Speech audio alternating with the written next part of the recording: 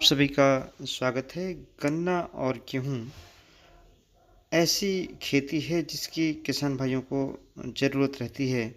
लेकिन अगर गेहूँ काट कर हम गन्ना बोते हैं तो गन्ने की उपज कम होती है और गन्ने की जो फसल है वो करीब 2 साल की पक्की कैश क्रॉप होती है। तो इसका एक दूसरा तरीका निकाला गया जिससे बेहतर उत्पादन गन्ने का भी हो और गेहूँ का भी हो। अगर अक्टूबर के महीने में आप गन्ना लगाने जा रहे हैं तो इसकी जो दूरी है वह लाइन की 4.5 फीट की कर लें और सिंगल लाइन में यहाँ पर आप देख पा रहे होंगे, सिंगल लाइन में गन्ना लगाएं और जो रिज हैं उनको समतल कर लें। गन्ना लगाने के करीब 20 दिन बाद आप गेहूं की 3 लाइनों की बुआई करें। आपस में इन लाइनों की दूरी 20 सेंटीमीटर रखें और जो फर्टिलाइज़र का शेड्यूल है यह अलग अलग प्रयोग करें। जैसे गन्ने को बोने के समय 4 बैग यानी 200 kilogram single super phosphate, 50 kilogram muriate of potash और 50 किलोग्राम यूरिया का प्रयोग करें। और जिंक खेत की आखिरी जो तैयारी जुताई की हो रही हो उसमें प्रयोग कर दें। ट्राइकोडर्मा का प्रयोग कर लें और साथ में जो बीज शोधन और भूमि शोधन गन्ने का जरूर करें। बीज शोधन के लिए 100 लीटर पानी में 200 ग्राम बेबिस्टिन, 100 मिलीलीटर इमिडाक्लोप्रिड और 1 किलोग्राम यूरिया डाल करके गन्ने के टुकड़े को आधे घंटे तक भिगो करके तब बुआई करें। इसी तरीके से जो हम गेहूं की बुआई करने जा रहे हैं उसमें यह ज़रूर ध्यान रखें कि इसके लिए फर्टिलाइज़र अलग से भी डाल दें, चूँकि जो रिज है इसके ऊपर आपको फर्टिलाइज़र यूज़ करनी पड़ेगी जिससे कि जो गेहूं का पैदावार है वह किसी भी तरीके से कम ना होने पाए। इसका फ़ायदा क्या है? अगर हम गन्ना बोने के करीब 20 दिन बाद गेहूँ बोते हैं तो ये फ़ायदा है, चूँकि गेहूँ का जमाव जल्दी होता है, गन्ने का थोड़ा देरी से होता है।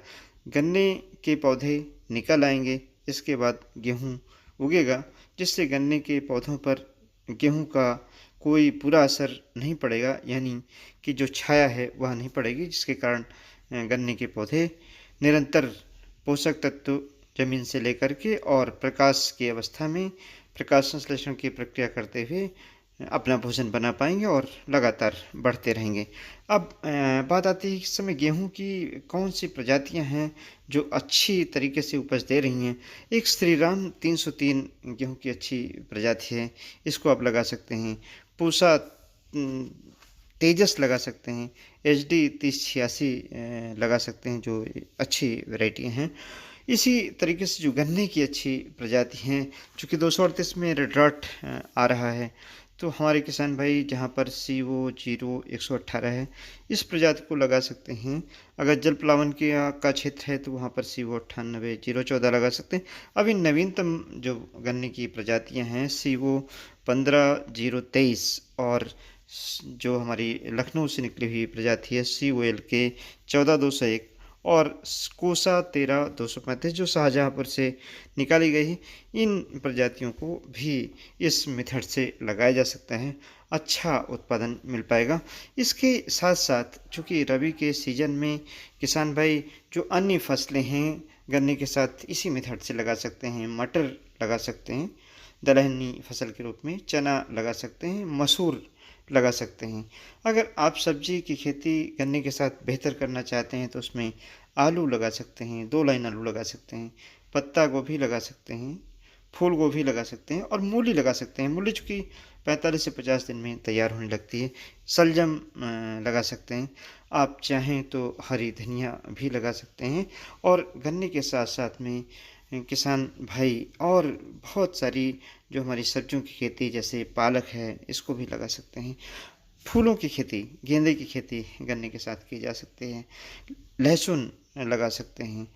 जहाँ पर किसान भाइयों के लिए जो खेती उनकी मार्केटिंग के अनुकूल हो, जहाँ पर बिक्री कर सकें, ऐसे जो हमारे तरीके हैं सहफसली के उसको अपना करके और गन्ने के साथ में एक अच्छा उत्पादन अन्य फसलों का लिया जा सकता है।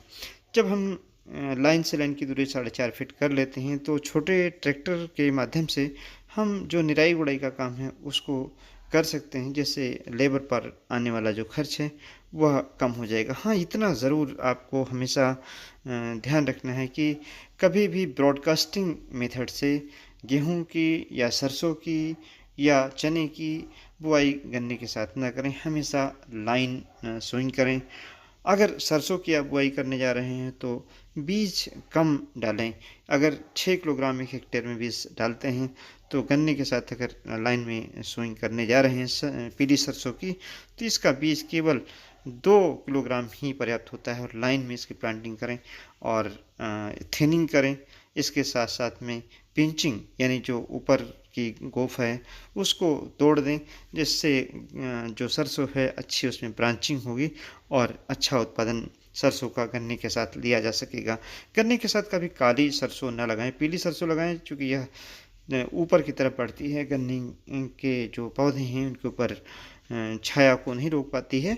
इससे हमेशा जैसे महको लाल है या गोल्डी है, महको लाल से इस तरीके की जो हमारी सरसों की प्रजातियां हैं उनकी बुआई हम गन्ने के साथ कर सकते हैं। ये जो कल्टीवेशन का पैटर्न है जिसमें हम गेहूँ और गन्ने की बुआई करते हैं, अगर हम इस तरीके से प्लांटिंग गन्ने की करने के बाद गेहूँ की बुआई कर लें तो उस पैटर्न को बदला जा सकता है, जिसमें गेहूँ काट कर गन्ना बोते हैं। जब गेहूँ काट कर गन्ना अप्रैल के महीने में लगाते हैं तो गन्ने के जमने के लिए थोड़ा सा समय रहता है, 10 से 15 दिन, और उसके बाद गन्ने में टिलरिंग यानी नए कल्ले बनने का बहुत कम समय रहता है, मुश्किल से 15 दिन का 20 दिन का समय रह जाता है। और जून जुलाई के बाद जो टिलर्स गन्ने बनते हैं वह पौधे के रूप में परिवर्तित नहीं हो पाते हैं। इस कारण हमारी गन्ने की जो उपज है, चाहे पेड़ी हो चाहे पौधा, उसकी कम हो जाती है। धन्यवाद। जय हिंद, जय भारत।